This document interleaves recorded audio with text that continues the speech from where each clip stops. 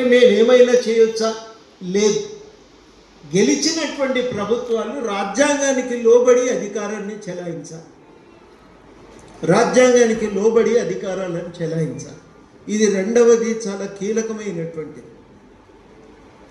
ఎవరైనా ఇష్టానుసారంగా అధికారాలను చెలాయించడానికి వీల్లేదు. చాలాసార్లు మన ప్రభుత్వాలు ఏమనుకుంటాయంటే, మీరు నన్ను గెలిపించారు కదా, ఈ 5 ఏళ్ళు అధికారం నాది, నన్ను ప్రశ్నించడం అంటే ఈ రాష్ట్ర అభివృద్ధిని, ప్రజల తీర్పును ప్రశ్నించినట్టే లెక్క అని సమాధానాలు చెప్తుంటారు, సవాల్ చేస్తుంటారు.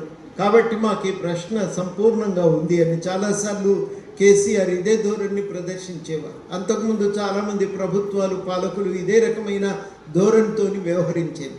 మనకు ఉన్న అధికారం రాజ్యాంగానికి లోబడి చెలాయించాలి. ఇది ప్రజాస్వామ్యానికి ఉండే రెండో లక్షణం. ప్రాచీన మధ్యయుగాలలో రాజ్యాంగం లేదు. ఇప్పుడు ప్రజలచే రాజ్యాంగం, ప్రభుత్వాలు ఏర్పడుతున్నప్పుడు ఆ ప్రభుత్వం ఏం చేయాలో రాసి పెట్టిందే రాజ్యాంగం. అది రెండవ కీలకమైనది. దానికి లోబడి అధికారాన్ని చెలాయించాలి, దానికి లోబడి వాళ్ళు వ్యవహరించాలి, ఒక జవాబుదారీతనంతో వ్యవహరించాలి ప్రభుత్వాలు. ఇది రెండవ లక్షణం. మూడవది కీలకమైనది ఏంటంటే, ప్రజలకు ప్రభుత్వానికి ఉండే సంబంధాన్ని నిర్ణయించేది ఈ రాజ్యాంగం. అందులో మనకు హక్కులు ఉంటాయి. మనందరికీ భారత రాజ్యాంగంలోని ప్రాథమిక హక్కుల అధ్యాయం ప్రకారం, చాప్టర్ 3 ప్రకారం మనందరికీ కూడా హక్కులు ఉన్నాయి. మనం జీవించే హక్కు ఉంది, సమానత్వ హక్కు ఉంది, మత స్వేచ్ఛ ఉంది, రకరకాలైనటువంటి మనకు భావ ప్రకటన స్వేచ్ఛ ఉంది. ఇవన్నీ కూడా స్వాతంత్రపు హక్కు ఉంది.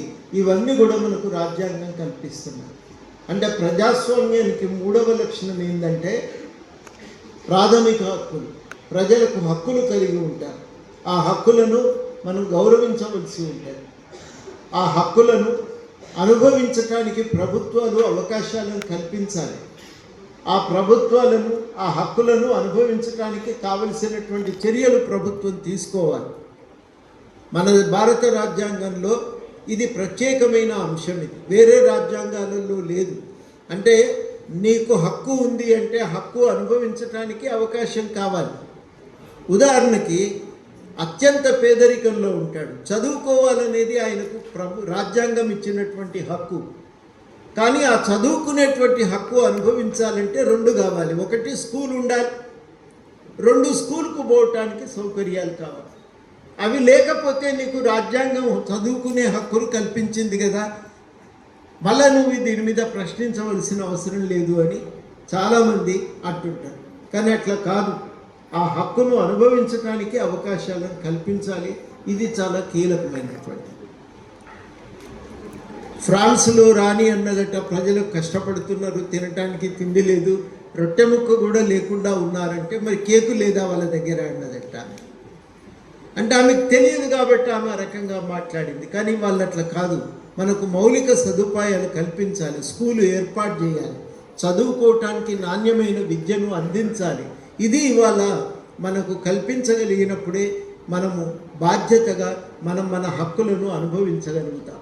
ఇది మన రాజ్యాంగంలో ఉన్నటువంటి 4వ కీలకమైన అంశం. హక్కులు కావాలి. హక్కులు అనుభవించడానికి కావలసిన పరిస్థితులను కూడా ఆదేశిక సూత్రాల ప్రకారం ప్రభుత్వం ప్రజలకు కల్పించాలి. ఇవి అన్నీ కూడా ఒక ప్రజాస్వామ్య వ్యవస్థకు ఉండేటువంటి లక్షణాలు. అంతిమంగా ప్రజాస్వామ్యం అంటే అర్థమైందంటే, ప్రజలకు కీలకంగా భాగస్వామ్యం ఉండాలి. ఆ భాగస్వామ్యం కల్పించినప్పుడు ప్రజలు ప్రభుత్వంలో విధాన నిర్ణయంలో పాత్రధారులు అయినప్పుడు అది అర్థవంతమైన ప్రజాస్వామ్యం అయితే. అయితే ఒక పెద్ద దేశంలో, ఒక కేంద్ర స్థాయిలో ఒక ప్రభుత్వం ఉంటే ఈ హక్కులు అనుభవించటం, పాలనలో భాగస్వామ్యం పొందటం సాధ్యం కాదు. అందుకని ఏం చేస్తారంటే ఫెడరల్ వ్యవస్థని ఏర్పాటు చేస్తారు. కేంద్ర ప్రభుత్వము జాతీయ స్థాయి విషయాల మీద పరిపాలన నిర్ణయాలు చేస్తే ఏ రాష్ట్రానికి ఆ రాష్ట్రము తమ సమస్యల మీద తాము నిర్ణయాలు తీసుకునే అధికారాన్ని కలిగి ఉంటుంది. భారతదేశం మాదిరిగా అటు కేంద్ర ప్రభుత్వం ఉంటుంది, ఇటు రాష్ట్ర ప్రభుత్వాలు ఉంటాయి. కేంద్ర ప్రభుత్వం దేశం మొత్తానికి సంబంధించిన విషయాలపై నిర్ణయం చేస్తే, రాష్ట్ర ప్రభుత్వం రాష్ట్ర ప్రజల అవసరాలు బట్టి వాటిని సమస్యలను పరిష్కరించడానికి రాష్ట్ర ప్రభుత్వం రాష్ట్రాలలో పరిపాలన చేస్తుంది. ఇది కీలకం. కానీ అది ఒక్కటే చాలదు. ఇంకా కింద గ్రామం ఉంది కదా, జిల్లా ఉంది కదా, మరి ఆ స్థాయిలో కూడా భాగస్వామ్యం కల్పించగలిగితేనే ప్రజాస్వామ్యం అనేది అర్థవంతంగా ఉంటుంది అని అప్పుడు ఏం చేసిందంటే మెల్లమెల్లగా ప్రజాస్వామ్యాన్ని అర్థవంతంగా చేయటం కోసం స్థానిక సంస్థలను తయారు చేశారు. మన దగ్గర 56తో మొదలైంది, అంతకుముందు కూడా ఉండే, కానీ 56లో తర్వాత ఎన్నికలు ప్రారంభమై